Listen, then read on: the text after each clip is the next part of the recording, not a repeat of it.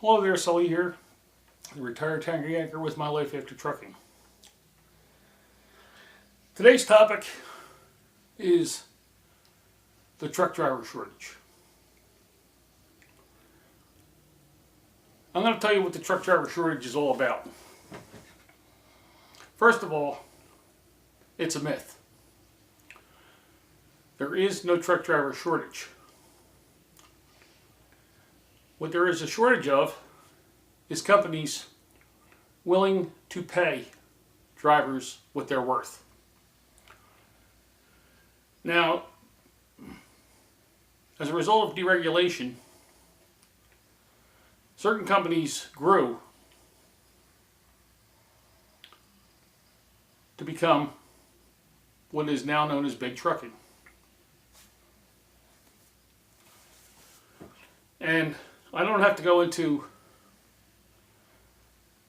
which companies they are because everybody out there knows them. I worked for one of those big outfits when I started out. Now, I don't want to scare any new driver away by saying don't go to work for one of these big companies, because they probably will be your best bet. They will probably be your best chance of getting employment and learning how to do it right, driving decent, well-maintained equipment, and getting good freight. But if you take a look at some of the terminals of these companies, you see rows and rows and rows of trucks that are not assigned to drivers. Now, you'll get a big company, and a lot of these big companies are debt free, which means they can go to Freightliner or Kenworth or Peterbilt and buy 1,000 trucks and pay cash.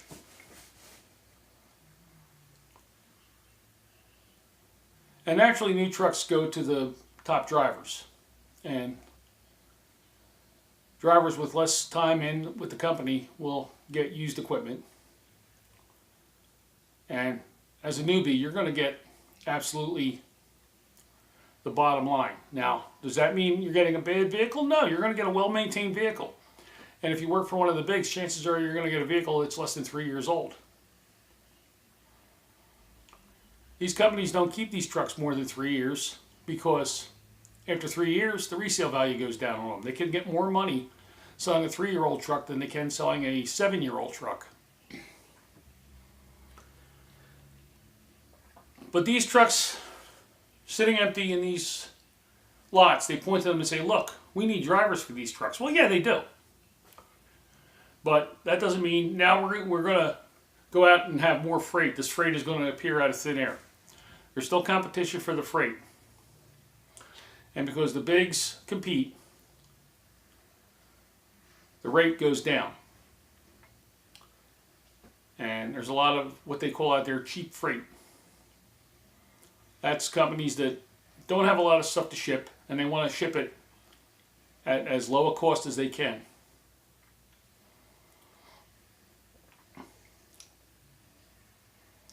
But that's the reason why the pay is staying down in this industry. The so-called driver shortage was created by these companies so that they can hire more inexperienced drivers and pay them less, and pay their drivers with time in less.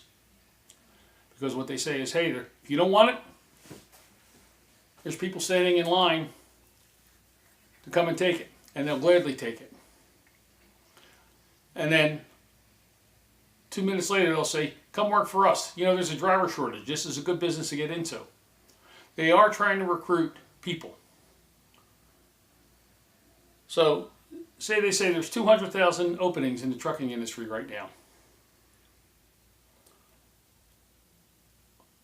But do you think 2,000 people are going to try to apply for those jobs? No. People are going to go to school being told the same stuff. And the school doesn't care if you're going to make it through their program or not. For the time you're there, you're going to pay for it. If you drop out of driving school, you still owe them a prorated tuition. And yes, there are things like student loans and Pell Grants. Back in the day, companies used to say, well, bring your student loan book As long as you work for us, we'll make your payments. That was an old gimmick. The idea is to get you to stay there, because if you don't give them a year, they're going to say, hey, we paid $3,000 towards your student loan. The only condition was you work a year. You only work 9 months. You owe us that money.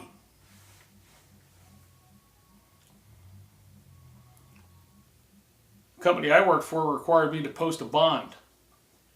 What they did was they took $10 out of each paycheck for the first 50 months, or for the first 50 weeks I worked there. That bond was to ensure that if you abandoned your truck somewhere, you just parked your truck and said, the hell with it, I'm going home. Come and get you this truck. Well, that's how they paid for it. But if you put in your year and you leave a company, you bring it back to a terminal, clean it out, you do everything that's required for their separation policy, then maybe in 6 months they'll send you a check for $500. No interest.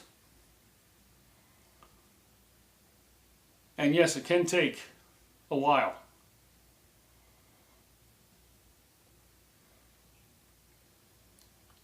But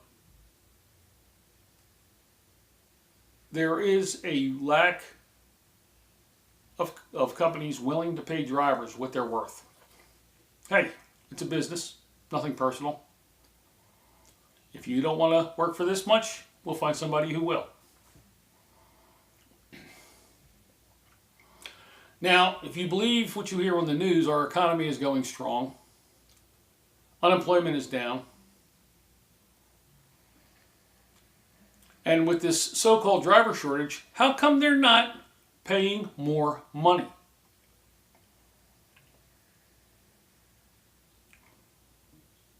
It flies in the face of the law of supply and demand.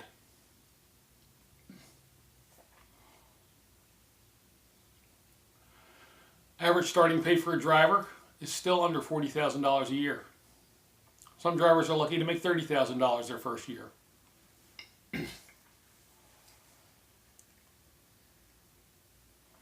So that promise that you're going to make $60,000, $70,000, $80,000 a year, yeah, you'll make it after you pay your dues.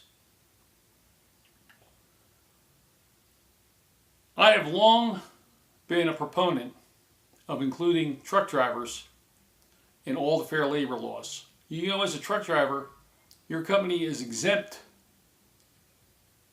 from treating you under the fair labor laws. Now, here's what the fair labor laws say. A workday is 8 hours. You're entitled to up to 30 minutes paid time break. And the company, at their discretion, can give you up to 1 hour off unpaid.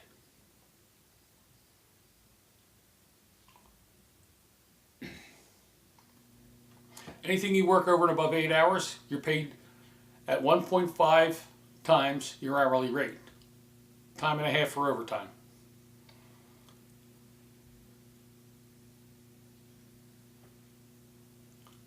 Now, I bet you didn't know, but that rule does not apply to truck drivers.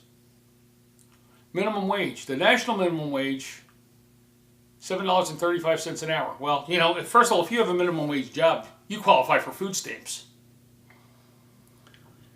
I'm a firm believer that minimum wage should be at least $12 an hour. You should be able to pay your rent and put food on the table. Making minimum wage. I'm also a big believer in the concept of extending Medicare to everybody.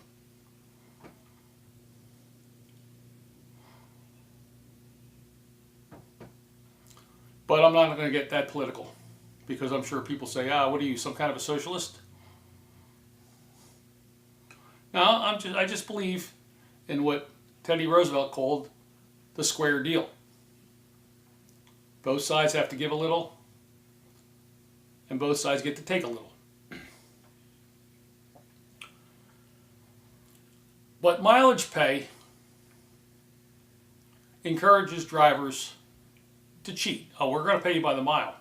But you get stuck in traffic. Well, if it takes me an hour to go 20 miles, or else it takes me an hour to go 60 miles, I'm not getting an hour's pay. I'm getting 20 miles pay. I'm getting a third of what I would make if I wasn't sitting in traffic. I firmly believe that truck drivers should be paid for every hour they work. And my solution is simple. Not only will it cure this so-called driver shortage, it'll also bring drivers into compliance with the hours of service regulations. That is, do away with mileage pay, hourly pay. Okay, so what's to stop a company from saying, okay, minimum wage, now you're covered under minimum wage, I have to pay you $7.35 an hour. Wrong!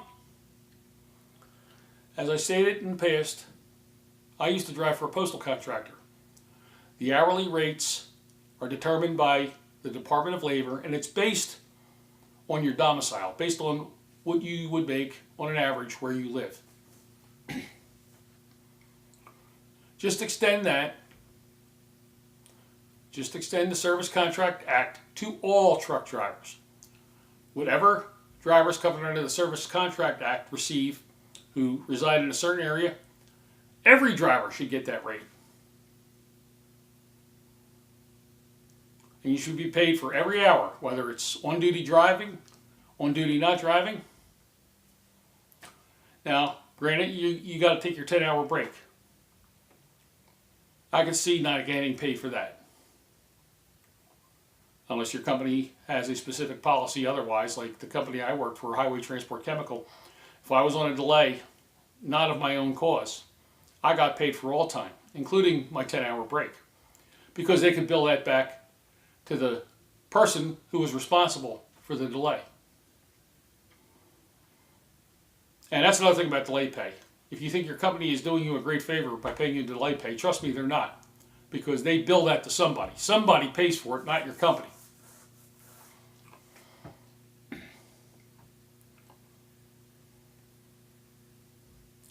A lot of companies have a policy, well, we pay you a flat rate. We'll pay you $80 to unload your own truck. But if the customer unloads it, we'll pay you $15 an hour after 2 hours. If you're there more than 2 hours, then you go on the clock. Well, I worked for Highway Transport. As long as you showed up one time, you got paid from your appointment time until the time you were empty. Or if you're showing up to load somewhere, if you showed up before your appointment time, you went on the clock at your appointment time until when you left. And the customer was always billed for that time.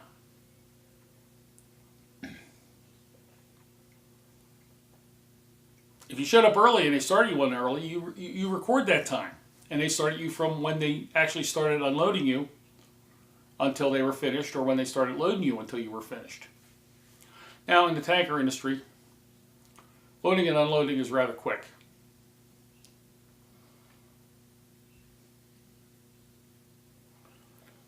But in the dry freight business, especially if you got a floor load, you got to take that stuff off, stack it up the way the customer wants it stacked on the pallet. Then you got to take the pallet up, then you got to jack the pallet off to the dock, and then you got to park it somewhere.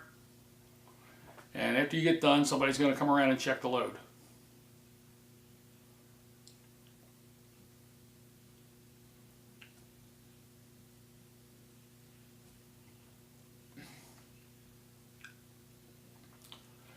The way to solve the problem of driver discontent, the way to end the so-called driver shortage, the way to bring drivers into compliance is hourly pay. Extend the Service Contract Act to all truck drivers.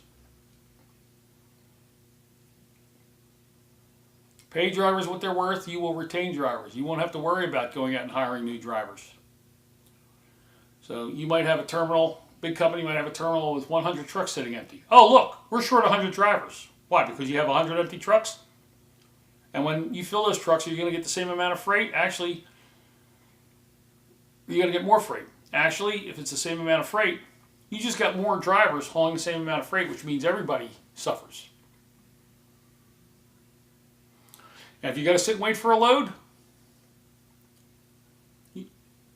say you have an 8 o'clock appointment and you show up. Hi, I'm here to load. Okay, wait, your cab driver will come and get you.